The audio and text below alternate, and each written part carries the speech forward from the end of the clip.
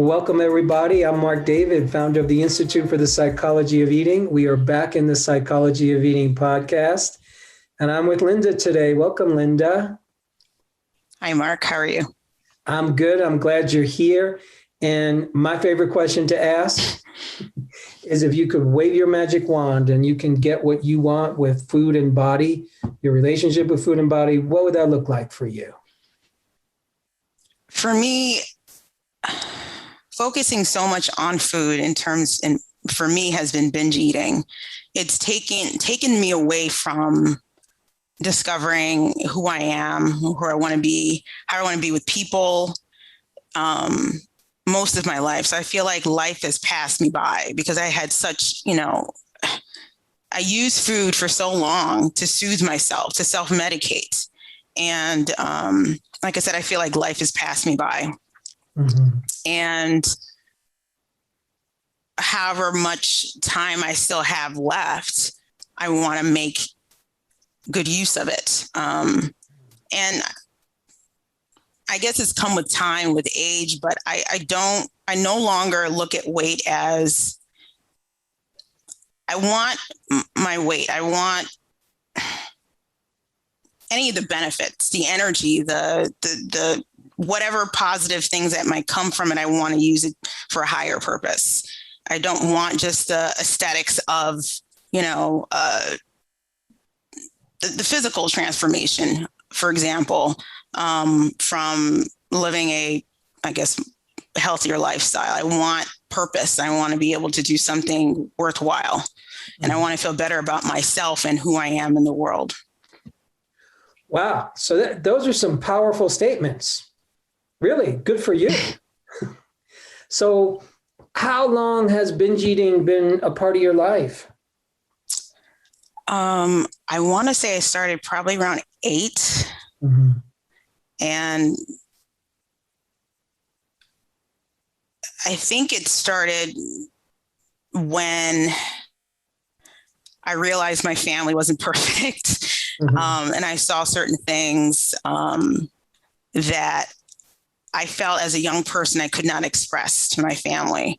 So I would eat myself as comfort, and I've been on this cycle for years.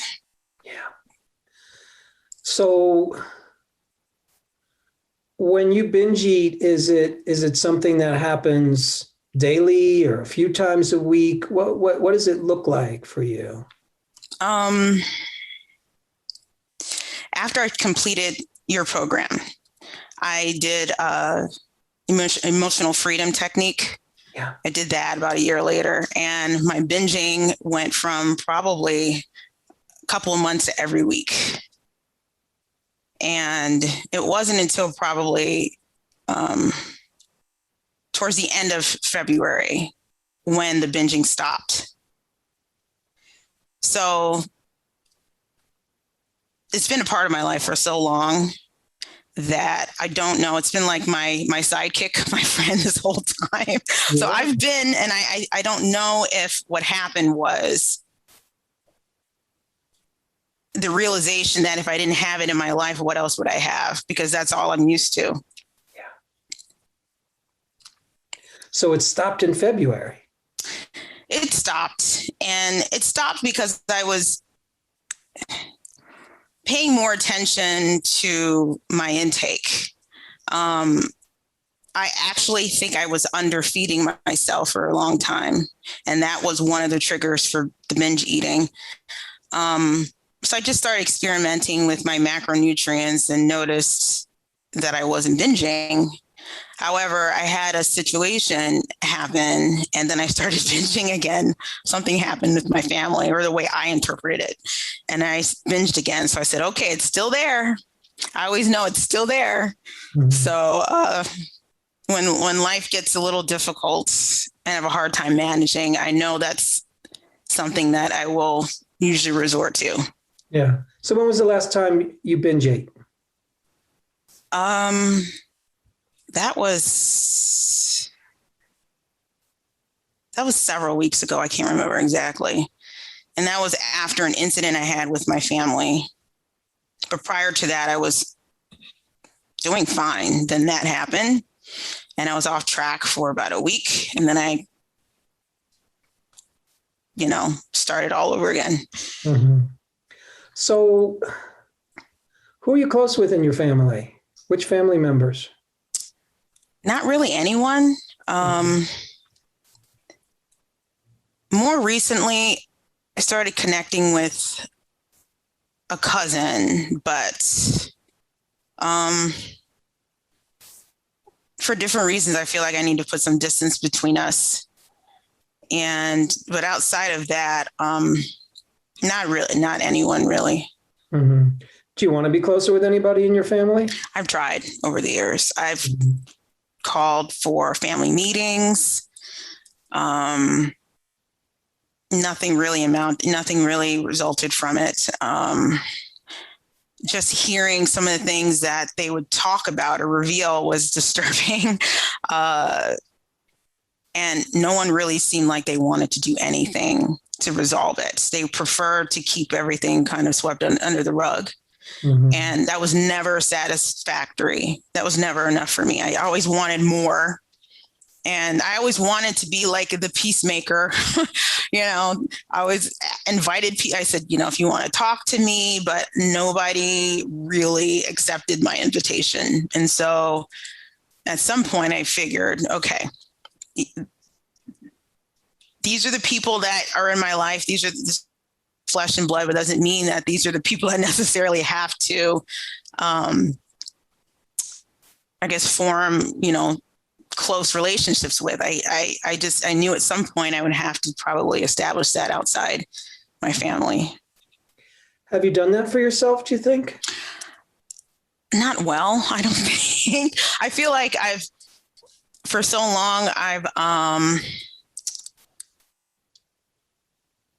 feel like I've missed key parts of my life in terms of interacting with people.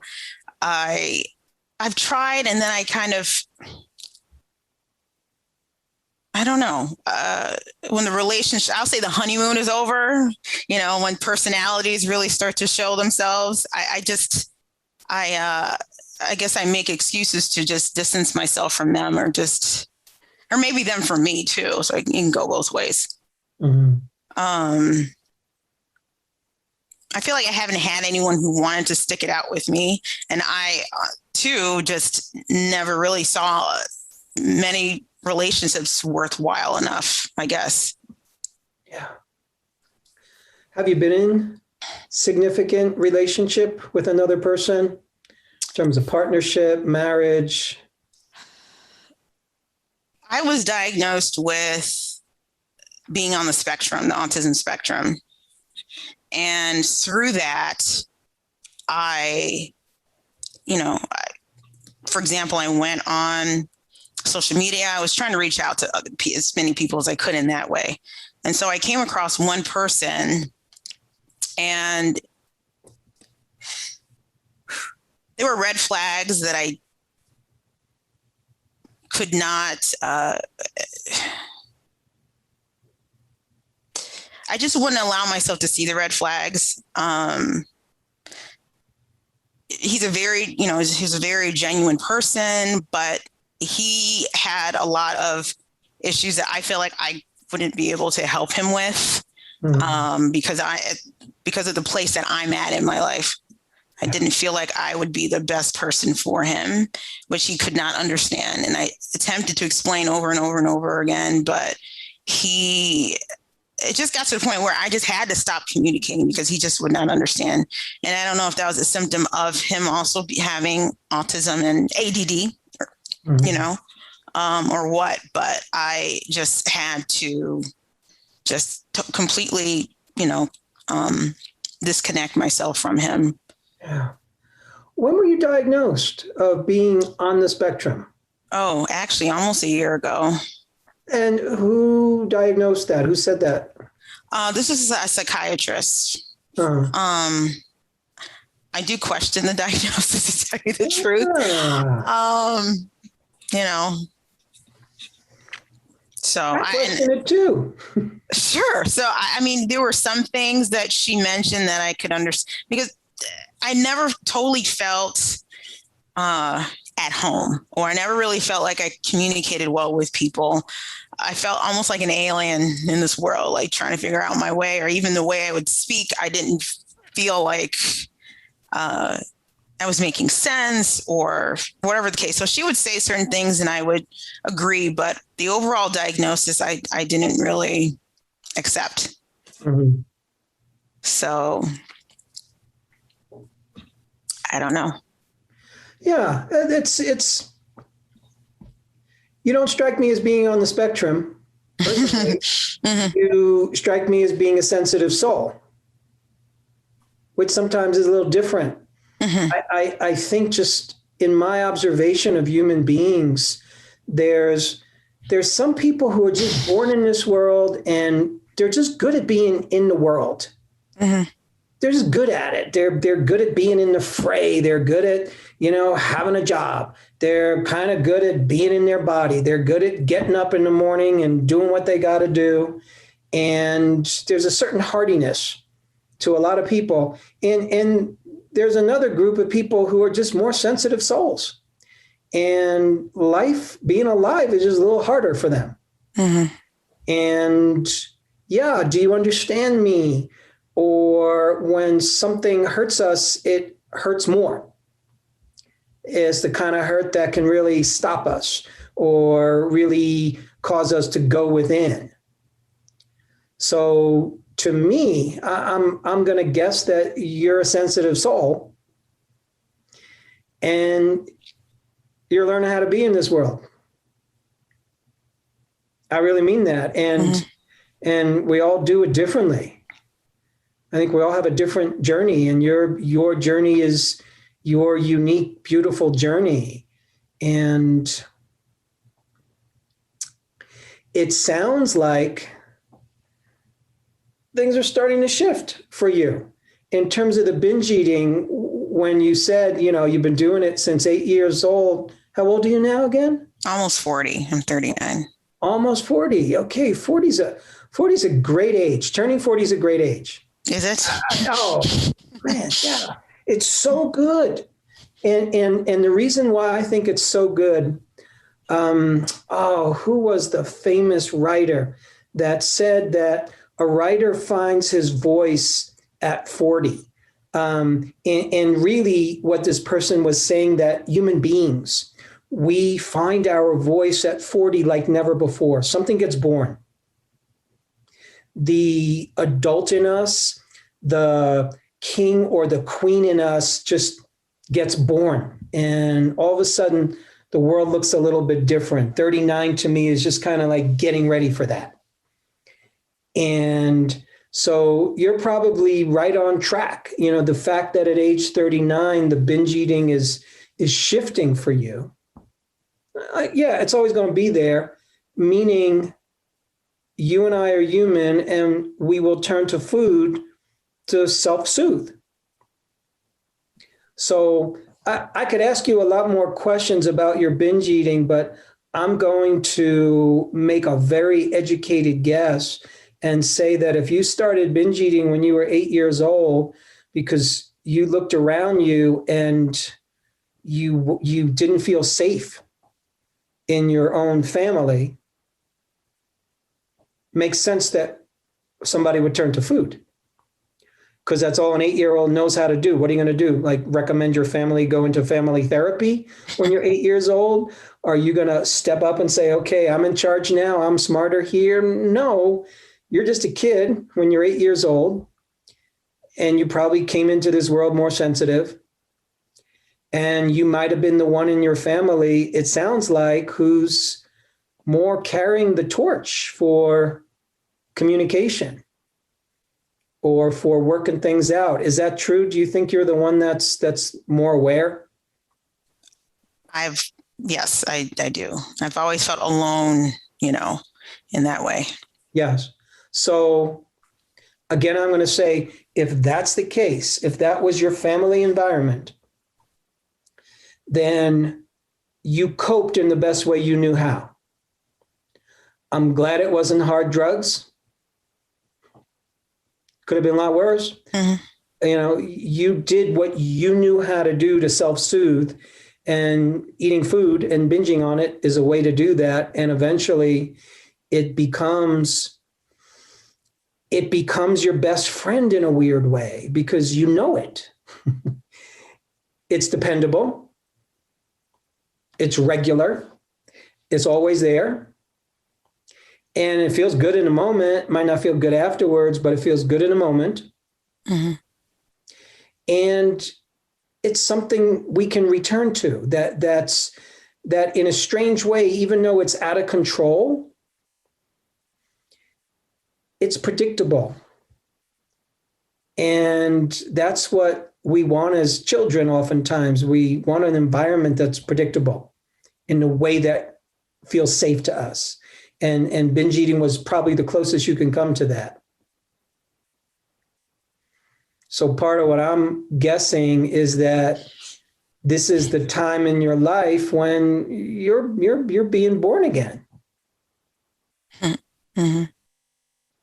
So when you say to me, you feel like life has passed you by, I think I understand that feeling. And I would love for you to consider starting to shift your language around that. That on a certain level, you haven't quite been ready to jump into life because of your upbringing, your family environment, who you are in this world, who you came in as, which I'm going to guess again is just a sensitive soul, a sensitive human being.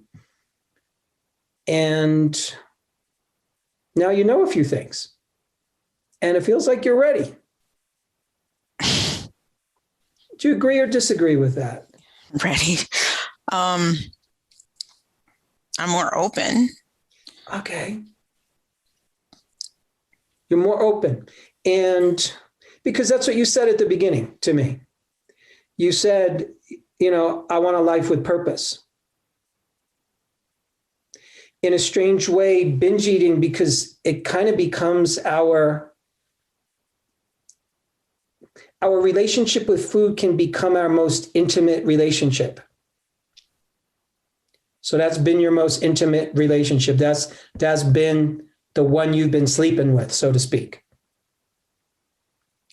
And now you're ready for something different in your bed.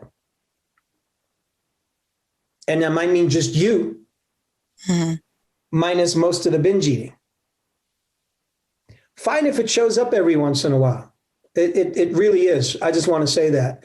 I don't think it's an issue if it comes back here or there.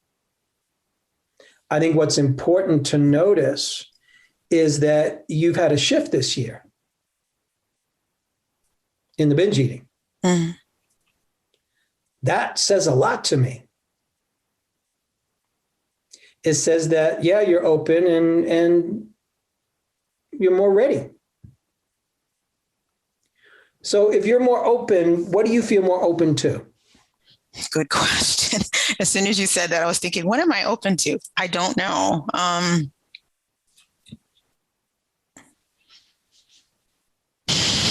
One of the things that I was referring to, and I was saying that life has passed me by, was relationships, like romantic relationships. And even at this point, I don't feel ready for that. Mm-hmm. I still feel like there's still so much more I'm needing to discover about myself. Mm-hmm. And I want to be able to establish boundary lines with people and stick with those lines, in a respectful way. Just like, I guess we should all have some boundaries with people, but I don't know what those are yet. So I feel like until I know a bit more,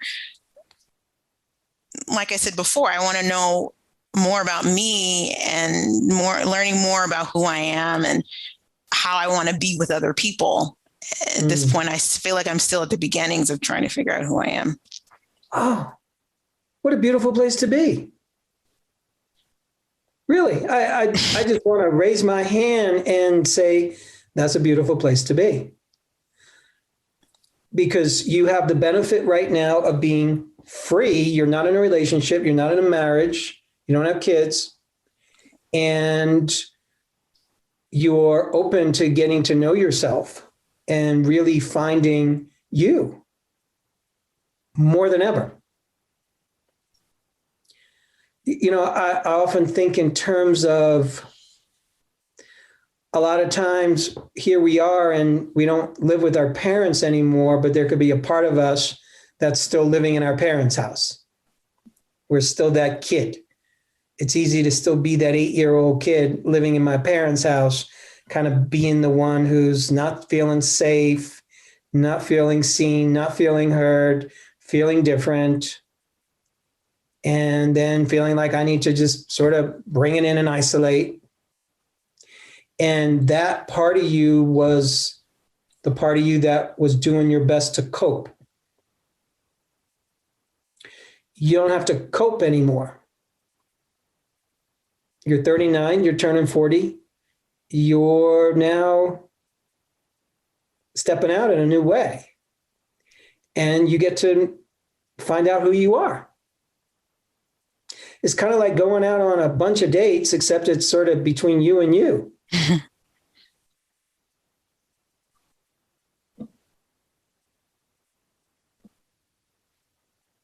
What catches your attention? What do you tend to be passionate about, interested in, curious about? Something I've been wanting to do for a long time is have a garden, grow my own. Initially, it was just like organic fruits and vegetables and herbs and things. And now I would like to expand that a bit more. I bought a townhome. When? Oh, almost a year ago. So that was in May. So May. Congratulations. So thank you. I have a little space here. So I would like to do something just so I have something to look at, to be proud of, to know I worked it, something beautiful to look at, something that just gives me, because with the weather just being a lot better, I like to be outside in the sun. I like to, take in the scenery. I like to be able to walk around the neighborhood. And I'm more open to that now because I feel like the binging was taking so much away from me in terms of me enjoying my life. And I can move freely because I've lost some weight, for example. So I feel like I move around the world a little bit lighter. So I'm able to enjoy life a little bit easier. Yeah. I love that for you. Really, really. It's having your own garden and growing things. It's such a beautiful way to connect with the earth. It's a beautiful way to be in your body. Mm-hmm. It's a beautiful way to ground yourself. And you're saying, I'm here in this world. I'm growing things. I'm part of this planet. Do you feel like you belong? I don't. Mm-hmm. Yeah. I've said to myself, I feel like something along the lines of, I don't feel like I was made for this world or something like that. Yeah. Yeah. So right there, I think is a place where you can really do yourself such a big favor and say, I'm here. Somebody thought it was a good idea for you to be here. Are you a religious woman? I have a religious background, but that's another area. I would love to. Religion, then. What do you believe in? Do you believe in a higher power? I think I do. I don't have a label. So I believe one exists. Mm-hmm. So really what I'm getting at when I ask that question is somehow you're here. Mm-hmm. It might not feel safe because it probably hasn't been all the time for you. You might not feel like you belong because oftentimes it is difficult to feel like we belong in this world. I know that feeling. I felt that for much of my childhood. For me, I was waiting for the aliens to come and put me on the ship and bring me back to my home planet. That's what I was doing when I was in grade school. Literally waiting for the aliens. I'd look out the window thinking there's a spaceship coming for me, one of those flying saucer things. And I think, Linda, that part of our job is, if we're here, is choosing to be here. And really choosing that, okay, hear me, I'm alive, I got here somehow. Hasn't been the most fun journey, hasn't been the most easy journey. Could have had a better family, could have been around better people, could have had better experiences. And somehow this has been my journey. And at some point, I think we have to just make the agreement between us and ourselves, or us and a higher power, where we say, I agree to be here, even though it hasn't been easy, even though I don't have the perfect body and the perfect life, even though it might not be perfectly easy, right? I'm still going to be here. And to me, that's what you're choosing right now. You're sort of baby stepping it, but quickly. So I'm a dad, and I remember when my son first learned how to walk, the first bunch of steps, the first bunch of times you try, you just fall down a bunch, and it ain't pretty necessarily. But at some point, pretty soon, my son just gained all this momentum, and all of a sudden it went from baby steps to he's walking, he's on his feet. And for me, I just see you gathering momentum with those baby steps called, I'm here. And I agree to be here. I agree to be in my life. And part of that means you getting to know yourself and claiming your voice. And claiming your voice means, like, I'm Linda, here's me. Feel like having a garden, bought a townhouse, and wanting to discover my purpose that really makes me feel good about being here. That's a great story.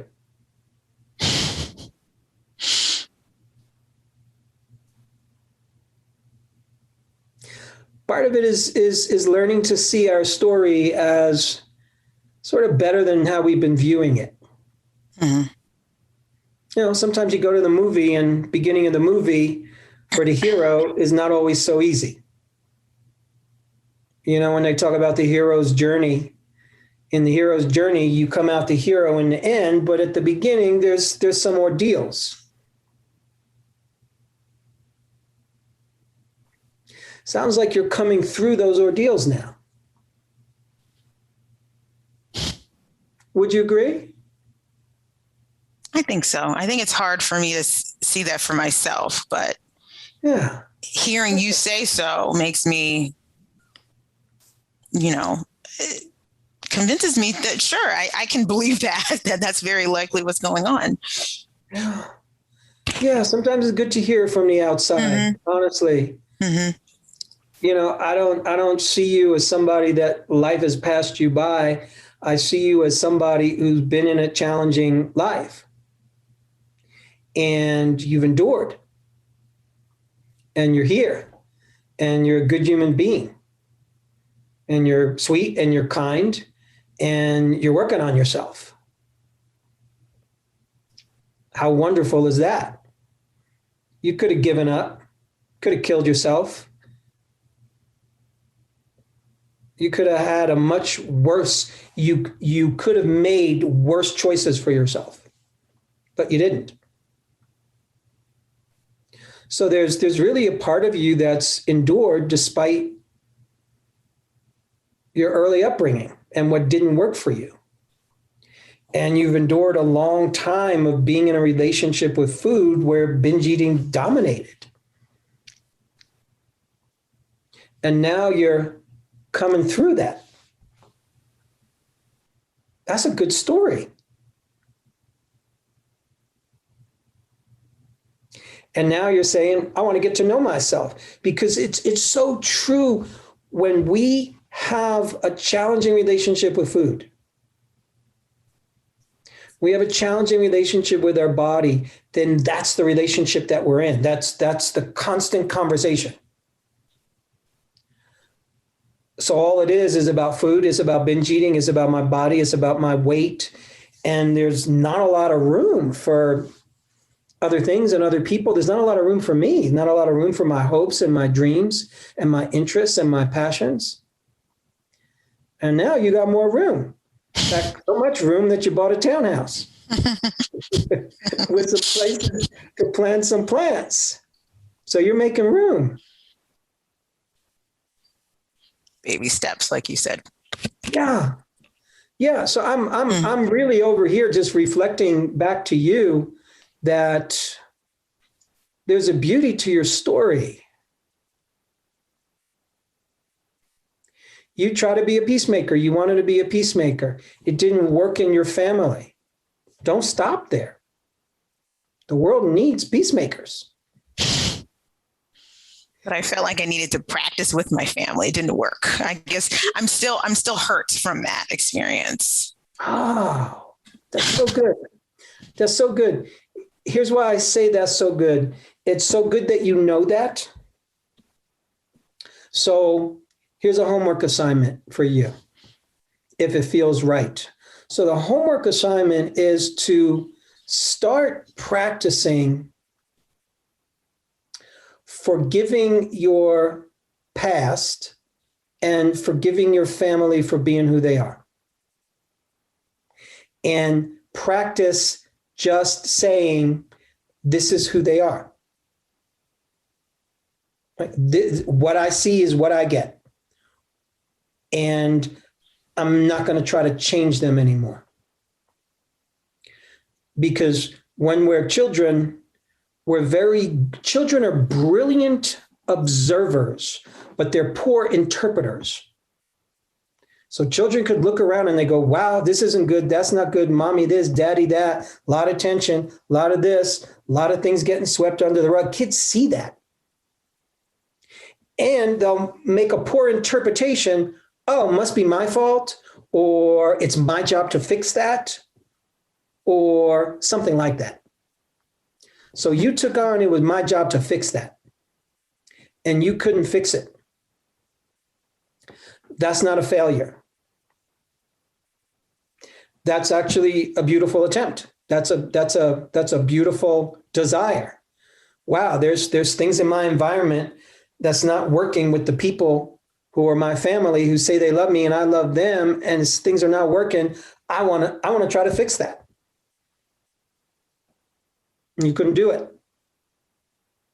Not a failure. It's just wasn't meant to be fixed.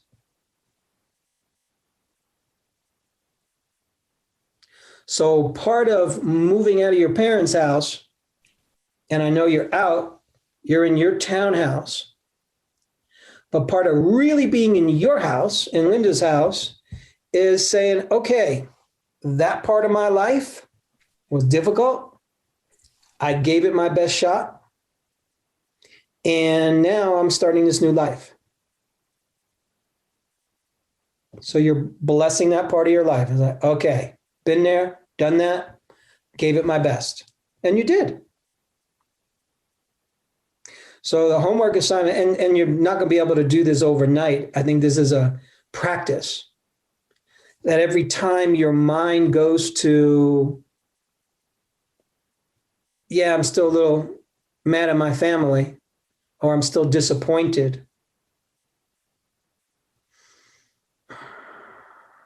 It's a practice in just letting that go and not letting that be our focus. Part of doing that is forgiving yourself in a lot of ways that you couldn't fix it. No blame. Now take that same sweetness, that same love, that same beautiful desire, and aim it in a direction where it can be better received. How does that sound? It sounds, honestly, I feel like because of your program, it was really essential in my life because those were some of the things I was doing, but I don't think I was consistently doing it, or I felt tested when situations would come up in my family. For example, when I was asked to do something, or I felt the need to volunteer myself to do something, it triggered the past, things that have happened in the past, all of my efforts, and the situations where I was disappointed because when they need something, I make myself available. When I'm in need, I'm on my own. Mm-hmm. So I have a hard time with now, when they're in need. They know me now. They don't know me. No one asks, how are you doing? No one calls except for my mom. I feel forgotten by them. Yeah. So it hurts. So to some extent, at some level, I've come to terms with the fact, like you said, I couldn't fix what was wrong. Mm-hmm. But it's still, like I said, it still hurts anyway. Yeah. Yeah. And that hurt is healing, and that hurt will heal more, I'm thinking, not necessarily by anything you do with them, but that hurt heals even more as you start to step out into your new life, as you create relationships, friendships, acquaintances that work for you, mm-hmm. where people do want to know who you are. They do want to know what you're up to. They do want to know what you're thinking. So this is your time to sort of leave the pride, leave the rest of the herd, the tribe, and you're your own woman now. Yeah, you'll have the connections to your family that you have, and you'll figure that out as you go along. But it feels like this is a time for you to start creating, like choosing the people that you want to be in connection with. And knowing that that's possible for you, that you can create connections that work, mm-hmm. that feel good.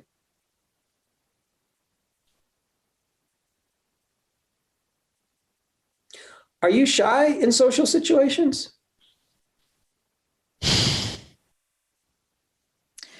I used to use that label, but I think it's more so it's how I feel with people, how relaxed. If I feel threatened, if I feel, how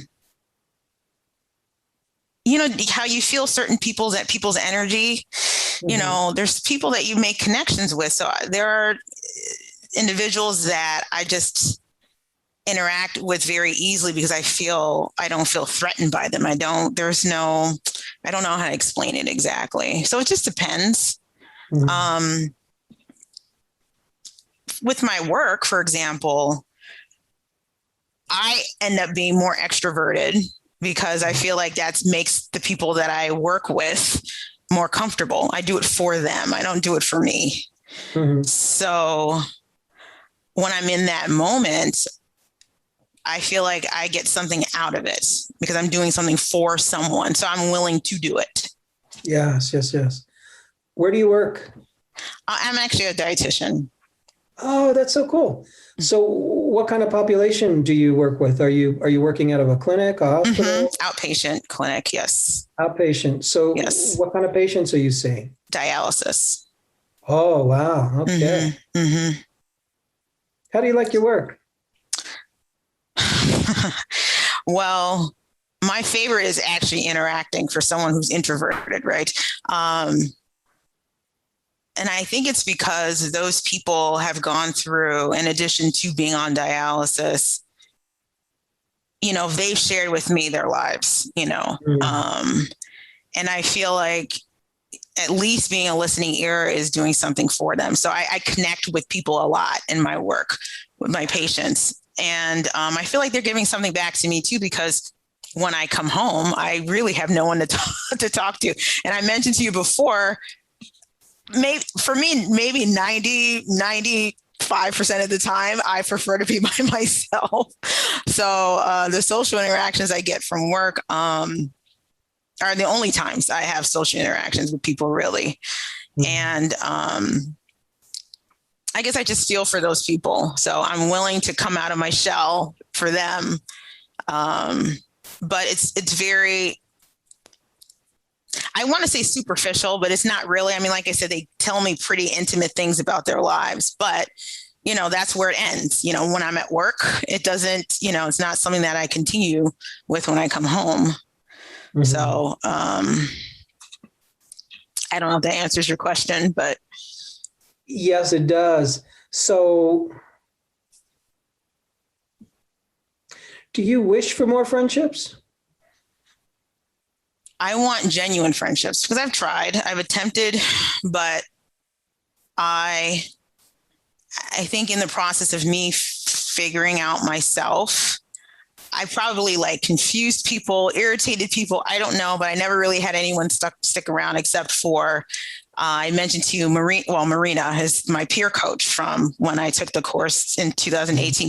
By the way, I didn't come to the graduation I really wanted to, but I was just feeling so, I think the program hit on a lot of areas that I needed to work on. And so I unfortunately did not go to the graduation, but she said hello to you for me. And yeah. So, like I said, she was essential with me even going through, having the session with you. Wow. But we don't speak a lot, but when we do, it's definitely meaningful. Mm-hmm. And she's, one of very few people that I interact with. So like I said, hopefully in time I can establish more genuine relationships with people, and the ones who decide that they don't want a relationship with me, I hope to learn to be okay with that. And that's okay. Every relationship does not have to be a deep and meaningful one. But it's something that I've been, desiring for a long time. Yeah. I'm glad to hear that. And sometimes I think the best we can do is hold that desire, hold that wish, meaning just keep it close to you and keep it close to your heart, because it's a beautiful wish and a beautiful desire. And I think it's a piece of really what's going to help you get to know you. Part of me getting to know me is the time I spend alone and the time I spend with myself and the time it's just me. And that's so good. It's so valuable. And another way to get to know ourselves is through connection with other people. We just learn about ourselves.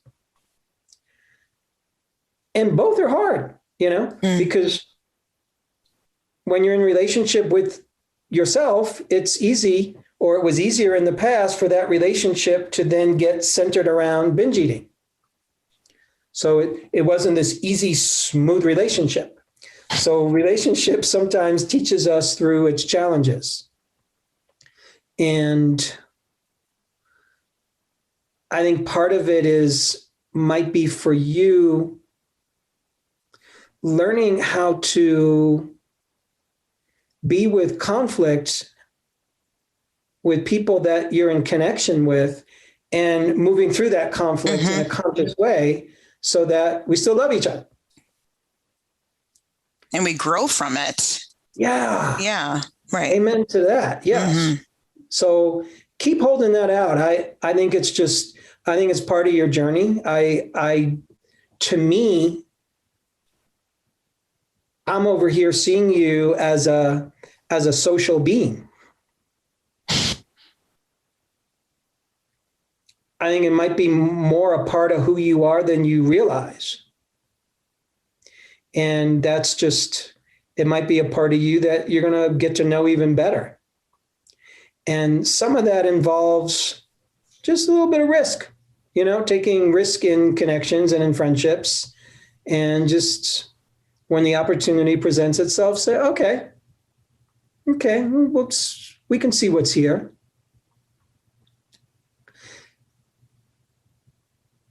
I think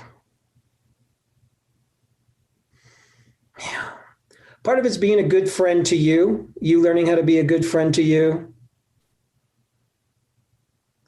I've noticed I feel very rich in my friendships. It's something that's come more easily to me. It's a place where I've put a lot of value. I really enjoy my friendships. And I think part of what's helped me there is just my willingness to put myself out there and my willingness to just be available. Mm-hmm. Just inside myself, like I'm available for close connection. I'm available to authentic relating. It sounds like you're becoming more available. Just the fact that you're getting to know yourself. I still want to celebrate with you that you've had a major shift in your life with binge eating. I want to remind you of that once more, how that is no small thing and it's not an accident. That happened for you because you worked for it. You put in effort. You spent time, energy, and money learning how to better yourself. Big congratulations to you. It's like a birthday. It's better than a birthday. Yeah, exactly. Exactly.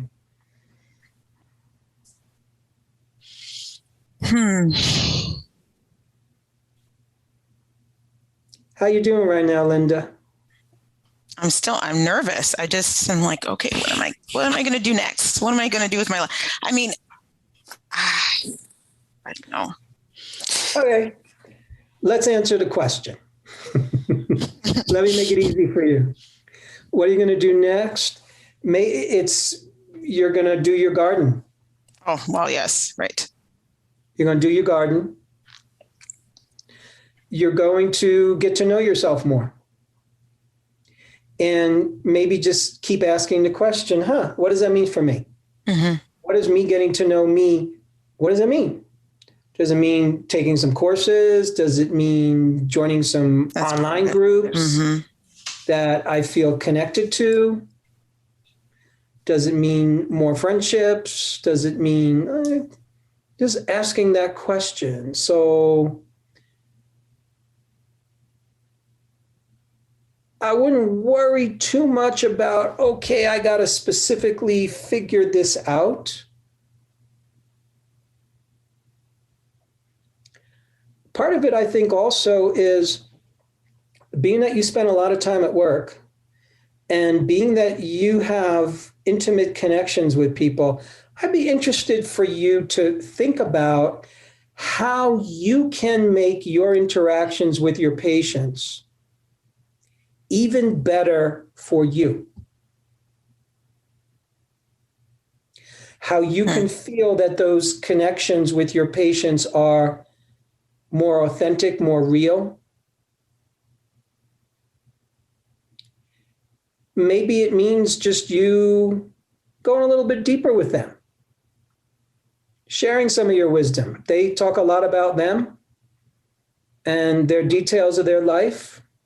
There might be some words of wisdom for you to offer, or more words of wisdom, or more encouragement, more love.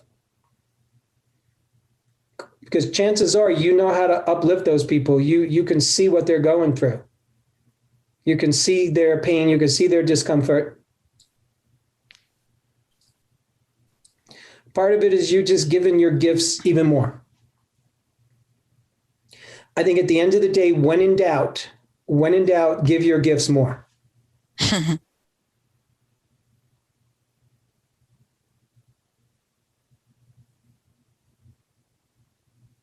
Yeah, you want to get to know you, and part of you is this profession that you're in and these people that you're serving. And there's maybe a bigger opportunity for you there. And when I mean opportunity, more opportunity for deeper relationship that is satisfying to you, that just feels good. Like, wow, I helped somebody. Mm-hmm. In fact, I help somebody in ways that I even surprise myself. Because you're a peacemaker. So how do you help people make peace with themselves and with their body and with their condition? How does that sound to you when I say that? I mean, it's something I've thought about myself. I just wasn't sure. I wasn't sure exactly how much more I needed to get. I mean, I'm limited in my time that I can, I have a lot of patience. But I love that. I really do. I just don't know how I can do it. And, with the time that I have with them. Yeah. It might just mean more smiling. It might mean a few extra words of encouragement and love, or, just That's sometimes doable. it's just the little things, Sure. the little things that we say to people that make a big difference. You're right. I can do that. It's you shining your light. I think so much of this next chapter for you is shining your light.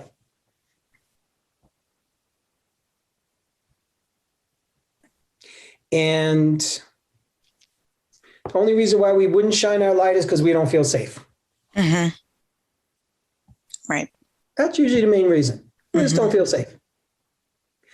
And at some point, I know for me, at some point I decided, with that. I'm going to do my best to shine my light. If somebody has an issue, they'll say something. If somebody really takes offense, they'll say something. Right. Nobody's really taken much offense yet. I've thought about that because that's more of an issue that they have. Yeah. And I really don't want someone else to keep me from being able to present my best self. My gift, like you said. So, because it hurts me and there's no need to hurt myself any more than I've hurt myself. So. Do you ever do journaling? Ooh, journaling. I have. I've actually I've done written journals. I've done voice recordings as well. Because I was thinking it might be a good exercise for you, whether you voice record this, which could be great, or just write it on the computer and see if you can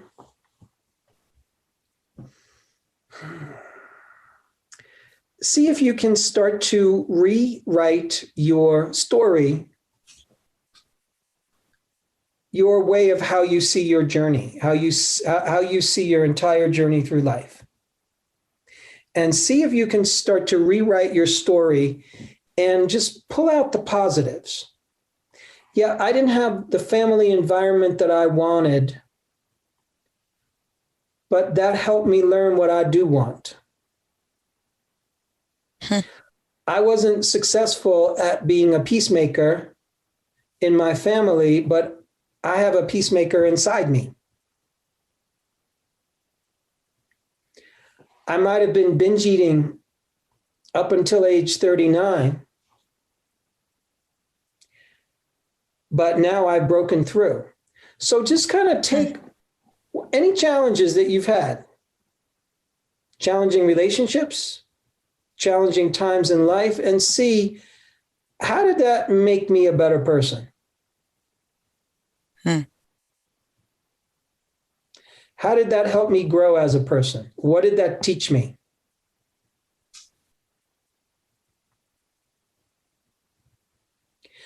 all with the idea of starting to see the beauty in your story.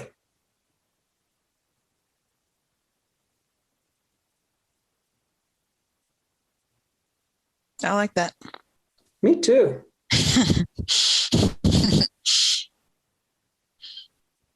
Okay. Yeah. And I'm also going to say, when we finish this conversation, see if you can find something to celebrate about yourself. Instead of worrying about what am I going to do next, especially this part about binge eating. And you'll notice I didn't focus a lot with you on trying to fix it, because you're leaving it behind. It's already happening. You're to me, your soul is done with it. That doesn't mean it won't return. I have a bad day, I might binge on something. Mm-hmm. I go for potato chips. Nobody should put potato chips in my house if I don't have a good day. Mine were cookies, by the way. Right, okay. So that's okay. It's totally forgivable. And if you binge, it's going to be temporary. And all your job is to forgive yourself and go, okay, that's just one time. Doesn't feel so good. And I'm going to do my best to soothe myself differently the next time. Because you're trying to soothe. You're trying to deal with emotions that don't feel so good. Food works to the degree that it works, but to me, you're leaving it behind. It's dying a beautiful little death. And in its place, you're being born. That's what I'm seeing. Birth isn't always an easy process. There's a little bloody. There could be a little bit of pain. There could be a little bit of screaming, but it's a good thing. Something good is happening. So yeah, I would love for you to start acknowledging, celebrating for yourself. Yeah, I have some success here. You think you could do that? I can do that. Mm-hmm. Yeah. Even if it's just thinking that thought for a minute before you go to bed, that could be enough. Just thinking it for a minute. Like, you know something? That is a success.